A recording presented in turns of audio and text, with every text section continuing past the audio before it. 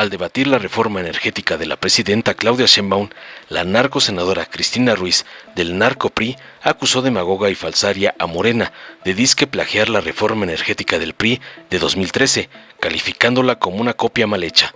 Espetó que Morena, tras supuestamente haber reducido la participación privada en el sector energético en reformas previas, ahora reconocía su importancia.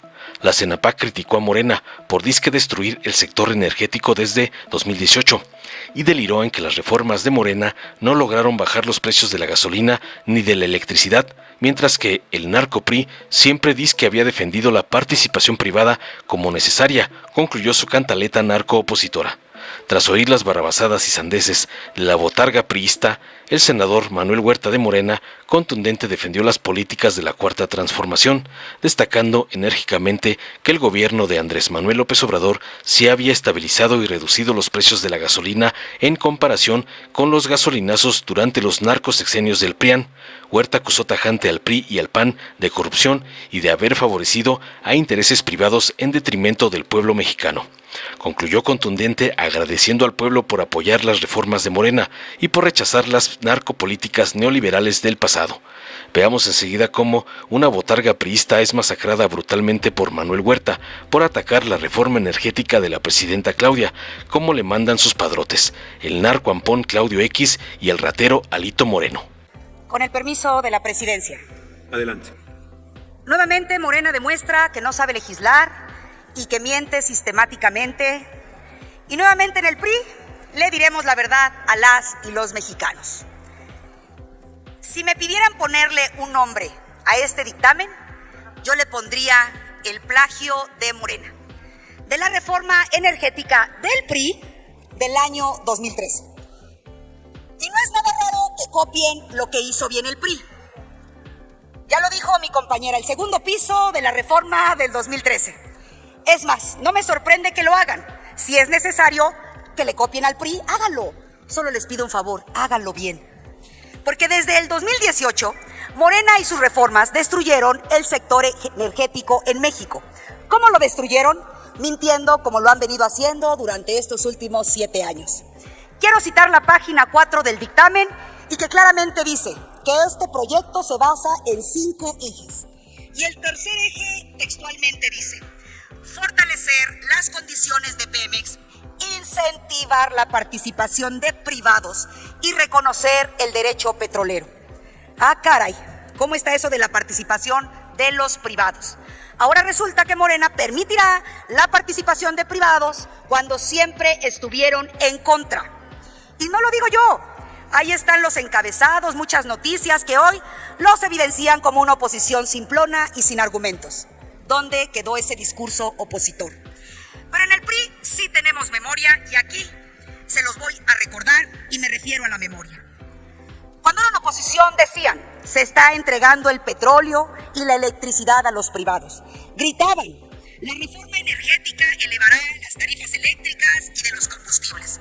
Es más, lloraban diciendo que se estaba destruyendo a Pemex y a la CFE. Y con esas mentiras Morena aprobó sus ocurrencias. Pero en 2021 Morena aprobó la reforma a la ley de la industria eléctrica. Y en el 2022 Morena aprobó la reforma constitucional en materia energética. Y en esas dos reformas, ¿qué fue lo que pasó? Les recuerdo, eliminaron la participación privada. Es más, la redujeron a su mínima expresión. Y ahora resulta que el PRI nunca estuvo mal. Ahora resulta que el PRI estaba bien. Ahora resulta que Morena está reconociendo en este dictamen que el PRI sabe gobernar y que el PRI sabe administrar a Pemex y la CFE. Gracias, senadoras y senadores de Morena. Gracias por el contenido de este dictamen. Aunque es una copia mal hecha de la reforma del PRI del 2013, algo sí nos dejan muy claro. Morena es el alumno reprobado de su maestro, el PRI. Vaya ventilada que se están dando, pero qué exhibidas se están dando. Y si no me creen, dense el tiempo de leer el dictamen. Entonces, ¿qué pasó, amigos de Morena? ¿Es buena o mala la privatización? ¿Es buena o mala la participación privada? Ahora resulta que el PRI nunca estuvo mal y eso, ¿cómo les ha de doler? Mira, Morena, alumno reprobado del PRI, la participación privada siempre ha sido necesaria y siempre ha existido. Nadie entregó nada. Morena trató de hacerlo solo y decidieron hacerlo sin estudios y sin fundamento. Lo único que le salió bien a Morena de su destrucción energética fueron tres cosas. Una, poner a Manuel Bartlett, quien nos dejó sin luz a México. Dos, quebrar Pemex con su director, por cierto, el señor Quiebra, que ahora está en el Infonavit. Y tres, poner a Pemex a pagarle a las empresas factureras de Morena. Eso le salió muy bien, pero ni bajaron los precios de la gasolina, ni la luz bajó. Pero ¿qué tal se rasgaban las vestiduras? Para concluir, ustedes son y serán siempre los alumnos reprobados del PRI. Y concluyo, estábamos mejor con el PRI. Sí, agradecerle al pueblo de México. Fíjense que hoy, no con gusto, vemos que en un país hermano, por hacerle caso a los Chicago Boys, hoy están en un estado de excepción por catástrofe. Pero fíjense qué sabio es el pueblo de México. Sobre todo uso esta tribuna porque ya es demasiada desfachatez, no esa sino todas las mentiras que vienen a decir en este debate los del PRIAN. Si durante alrededor de 60 años más sus antecedentes, el PRI y 30 años del PRIAN, pueblo los mandó al bote de basura, imagínense si van a convencer en este debate al pueblo de México.